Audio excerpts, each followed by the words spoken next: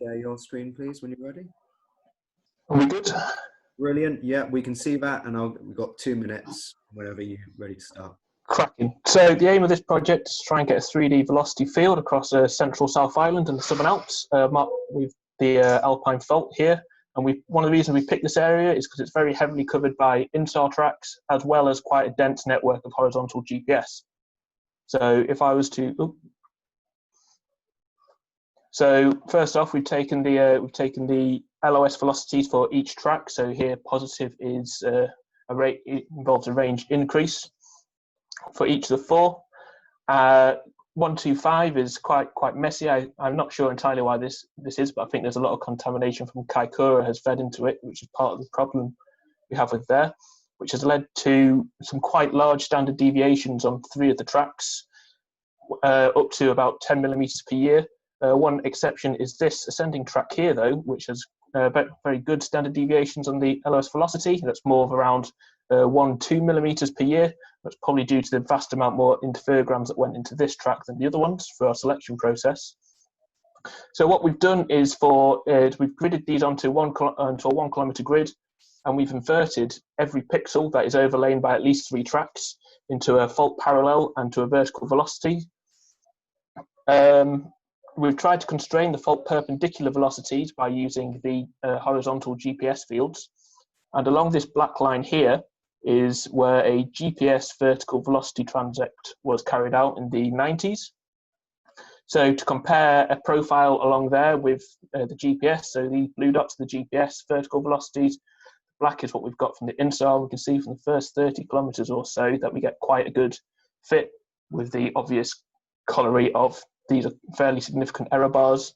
And if I was to also compare that to some of our fault parallel velocities, if I was to use a simple screw dislocation model, we can see again for the first 20-30 kilometers, it works quite well with a 15 to 20 kilometer locking depth.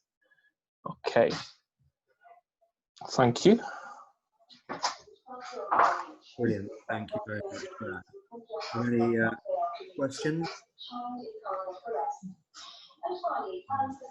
I've got one to start then, which is that it looked like in your screw dislocation, it looked like you had centered the screw dislocation on the fault. Is that assuming there's no dip in the Alpine fault? That's assuming that there's a 50 degree dip on the Alpine fault. Okay. That's what I'd originally done, but then I've just no, sorry, that's just a vertical fault. One of the things I've got to do in the future is just include that little bit of an offset to try and line it up properly. And in the vertical, what do you think that mismatch was as you go further away to the south?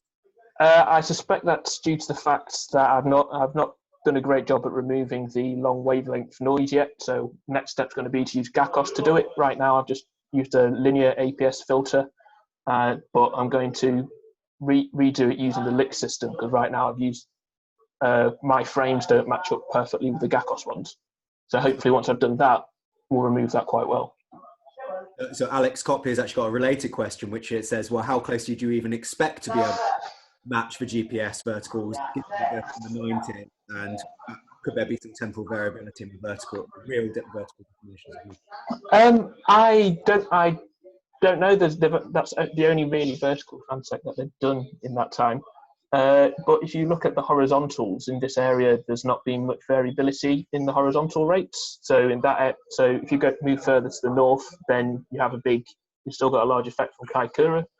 But in this area, the horizontal hasn't changed. So I'm making the assumption for now that there's been very little change in the vertical as well. Okay, great. Thanks very much. So for Jack in the Slack channel, please, for his poster.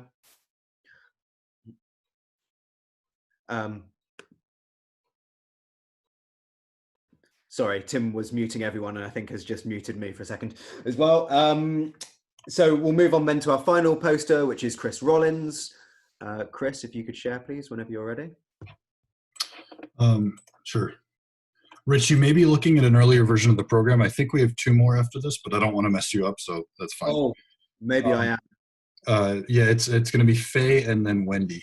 Okay, thank you very much. Yeah, sure. So, all right. So, as Yasser, Milan, Scott, and others have described already, COMET is home of the LIXAR, InSAR processing and workflow, which is taking Sentinel-1 data and making interferograms, time series, and velocities, and publishing them and making them freely available for anybody to use on the LIXAR portal. And this shows, actually it's a couple months old. Yasser showed some newer maps yesterday, but this is Just our... so you know, Chris, we can't see anything. Are you expecting to be sharing here? Oh, that would help. Okay. Share screen. Yep. Okay. That's coming through now. Yep, we can see that. Brilliant. Thanks so much, Chris. So this is this black region here on the left is our area of current coverage, our best current coverage, and this is in Anatolia. So this is the Alpine Himalaya belt, which starts from southern Europe to Southeast Asia. The reason Anatolia is we have such good coverage there is because my predecessor Jonathan and Rich before him, and along with him and many other people, have done a lot of work grabbing the first 5 years of Sentinel-1 data in Anatolia, processing it, making over 30,000 interferograms covering almost 1 million square kilometers, and making maps of present-day crustal surface velocity. So what Jonathan, Richard, and others have done is they've taken that, merged it with a GPS velocity data set, and converted it to a map of the crustal strain rates at the surface per unit time. So bending up, crustal bending year in, year out. And so what I'm looking at is, what does this mean for the likelihoods of earthquakes? So what we do is we take Jonathan and Richard and others' a strain map, as you see here on the left.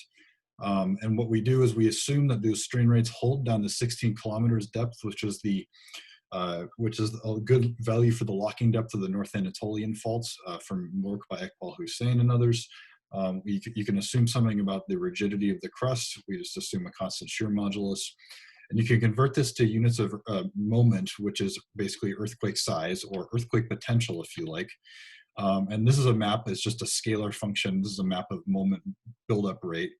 You just look at the total moment buildup rate in Anatolia. It peaks at a value of 3 times 10 to the 19th Newton meters per year, which is equivalent, for example, to an 8.0 earthquake every 40 years. But we know that earthquakes come in a variety of sizes and shapes. And so what we want to do is use the instrumental seismic catalog to learn how large, moderate, and small earthquakes might team up over the long term to release slack in the system as fast as it accrues due to this crustal bending that we image from Sentinel-1 data. And just to fly ahead to the result, so the axes here are magnitude on the x-axis, and then the rate of earthquakes of or at least each magnitude on the y-axis for a given magnitude.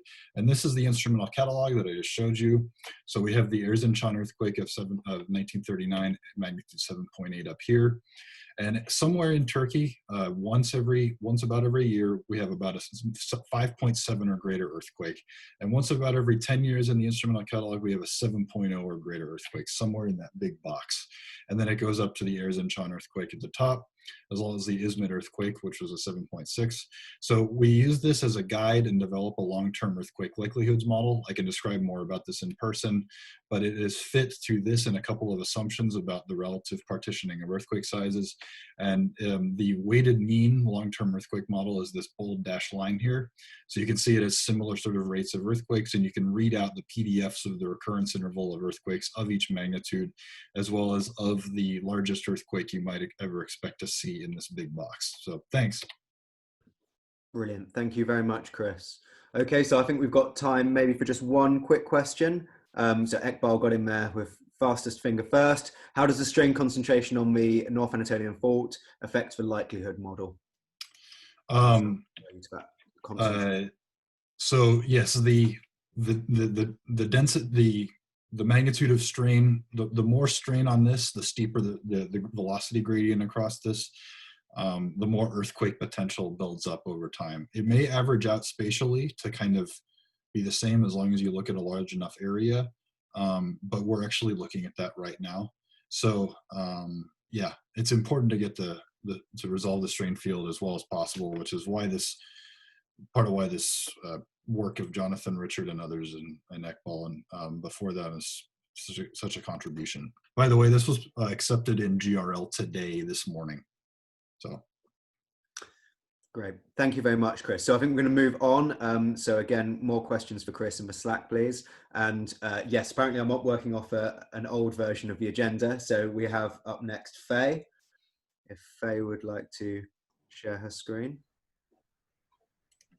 Thank you. Can you see my screen? Oh, his screen, sorry. Okay. Hello, everyone. I'm going to introduce using InSAR time series to detect and model shallow continental earthquakes.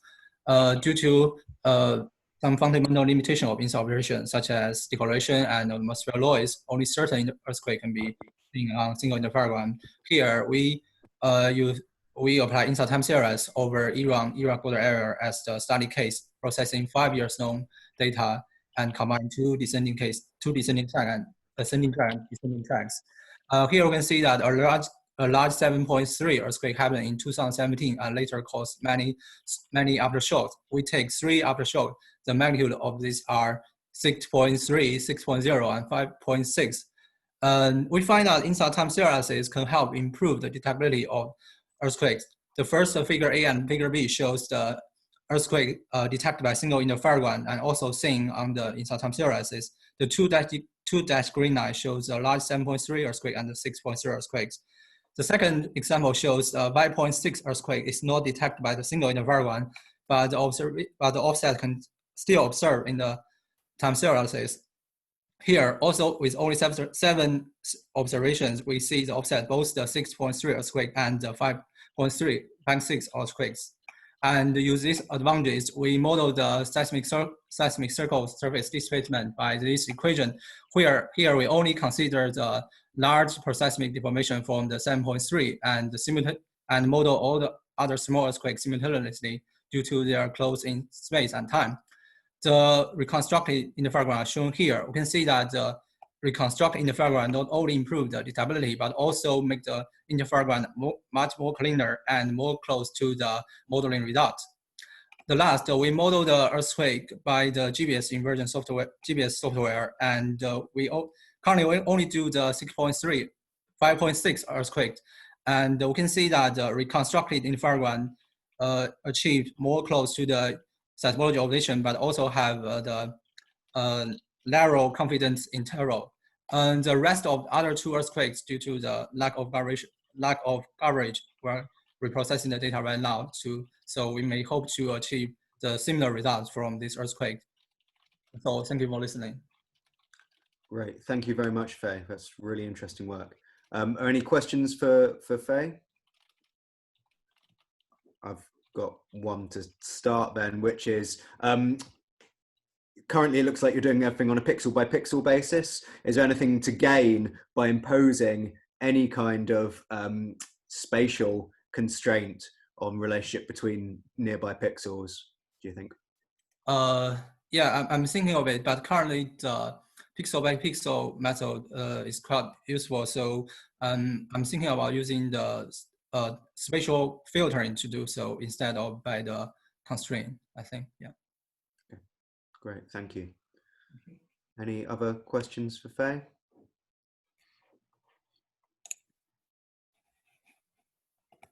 Okay, so then if you have further ones, please put them in the Slack. We'll move on. So we've got, as our